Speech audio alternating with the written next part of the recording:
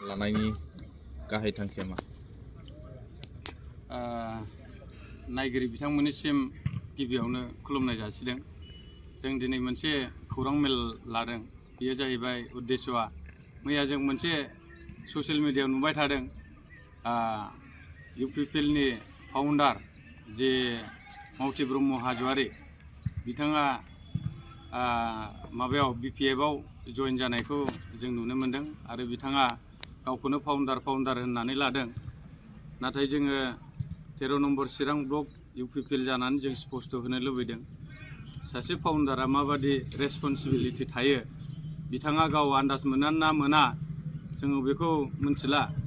नाथाय बिथां थांनायाव जों इउपिपिएल हिसाबै जेबो खथि जायाखै जों बेखौ स्पष्ट बुंनो नागिरो। दा बिथाङा मोनसे एलिगेसन लाबोदों दि इउपिपिएलनि समाव माखासे खामानि मावनायनि थांखिफ्रा बाथ्राया सिगां जायो खामानि मावनाया उन जायो होननानै बिथाङा अजद होदों। ना बेखौथ' खालामदोंब्ला गावनो खालामदों, खारन फाउन्डारनावनो दायथ' थाया होनब्ला बियो दायथ'आथ' फाउन्डारनावनो थायो, सोरखौ मानो बुंनो नागिरदों। थ' गथिखे बिनिहा जेबो मिनिंलेस बियो। जों खोनादों, जों स्पष्टबादि 13 नम्बर चिरां ब्लकआ जों मोनथिगौ बिथाङा थांनाय बिटिसि इलेक्सननि निर्बाचननि सानसे सिगां हाग्रामा महिलारि बिथांजों रेजर्टआव जिरायनानै मोनसे मोजां कन्डिसन जादों होननानै जों मोनथिगौ। बिनि उनाव बिथाङा फैनानै जोंनि मानगोनां प्रमद बर' सारजों बार्गेनिं खालामबाय थादों होननानै जों मोनथिगौ। आरो दिनै जों मेगनजोंबो नुनो मोन्दों बिथाङा जोंनि प्रमद बर' सारनिफ्राय गंसे स्करपिय' लानानै कन्डिसन खालामनानै आरो बिथाङा इलेक्सनाव जेबो खामानि मावाखै। थ' गथिखे जों बेखौ जोंनि गेजेराव जों सावरायलायाखै आरो दिनै जोङो स्पष्ट बुंनो हायो बिथाङा निर्बाचननि बिटिसि इलेक्सननि सानसे सिगाङावनो अलरेडि हाग्रामाजों जइन जाखानाय। मैया जानायनि मा लाब जाखो? मैया जानो दरखारानो गैया बे, खारन अलरेडि बियो चेप्टार क्ल'ज। दा मैया जानाया बेना अनेक लेट जादों। मैया जानायखौ मा होननानै नोंथांमोना बुंनो नागिरो? मैया जानाया पियरलि नाटक बियो। अलरेडि अरिजिनेला बिसायख'थिनि सिगां बिटिसि बिसायख'थिनि सिगां बियो बिपिएफआव अलरेडि दंहैखासैमोन बे मानसि, जायनि फलाव जोंनाव इउपिपिएल दोलोआव मोजां सार्भिस होआखै।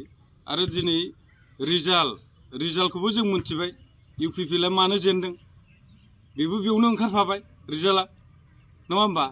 रायजोफ्रा बेखौ दिनै 13 नम्बर चिरां ब्लकनि आन्दाराव जेसेबां रायजोफोर दं रावबो मोनथियै गैया।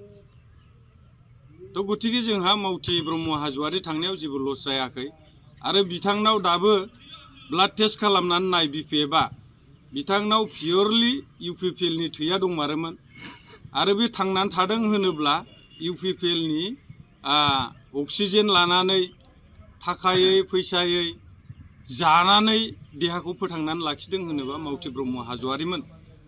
नङाब्ला बिथाङा बै समावनो जेला बेमार जादोंमोन रावजोंबो नायसनजायाखैमोन। प्रमद बर'आ बेखौ फोथांनानै लाखिदों, थैनायनिफ्राय बेखौ बासायदों। बेफोरनिफ्राय आरो मा साबसिन थाबावनांगौ? दा बिथाङा मोनसे बाथ्राखौ बुंबाय थादों, फाउन्डार होननानै बुंदों। फाउन्डार होनोबा जोङो माखौ होनो? बिमा बिफाखौ होनो, नङा होमबा? न'खर गायसनग्राखौ फाउन्डार होननानै बुङो। आरो बेहा बिमा बिफा थायो।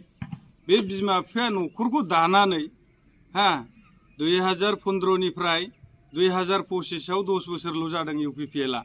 बिनि सिगांथ' पिसिडिआरसोमोन। बे 10 बोसोर दानायनि उनाव, न'खर संसार दानायनि उनाव सासे 10 बोसोर गथ' देरबाय, बे गथ'खौ 10 बोसोराव बुथारनानै गारनां खारनाय माने बे मा गार्जेनाव गोलैयो बेलाय? बेखौथ' रायजो राजाफ्रा बयबो बुजिगोन। खिन्थु जों बिथांनि सायाव गाज्रि मोना। बिथाङा इउपिपिएलनि जुदि थैया दासिमबो दंमारोब्ला बिथांनि थाखाय जों जायगाखौ दोनबावगोन। खारन भेजाल बुस्थुफ्रा जोंनिफ्राय दा मोनफा मोननै ओंखारलांगासिनो दङ। ओंखायनो पियर एखेबारे शुद्ध इउपिपिएल हिसाबै एकदमबारे गोथार इउपिपिएल मानसिफ्रा दिनैसिमबो दङ। आरो थांनाय बिटिसि इलेक्सनाव 16,977 मानसिफ्रा जि भट होदोंमोन 13 नाम्बाराव सायखं बसुमतारिनि थाखाय, बे मानसिफ्रा इनटेक्ट थागोन, गांसे भट नस्थ' जाया।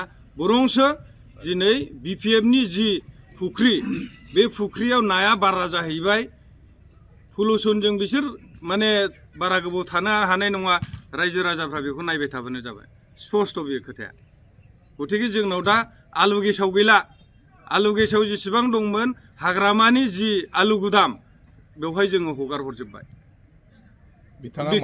बिथाङा मानि थाखाय इउपिपिएल गारदों बिनि माबाफोर सिगनाल एबा खबरफोर दं नामा ओरैनो बिथांनि गारनायनि खारनखौ जोङो जेबो मिथिया हयथ' सेन्ट्रेल लेभेलनि बिथांमोनहा गावजों गाव मा जादों मा जायाखै जों बेखौ बुंनोबो लुबैया सासे नेतानि सायाव जों इसेबां अजद लाबोनो लुबैयाखै किन्तु प्रेक्टिकेल जों जिखौ सन्मुखीन जानांदों जों जेखौ माने जोंनि मेगनाव नुदों जों बेखौ स्पष्ट बुंदों आरो बुंबाय थागोन बिथांनि सायाव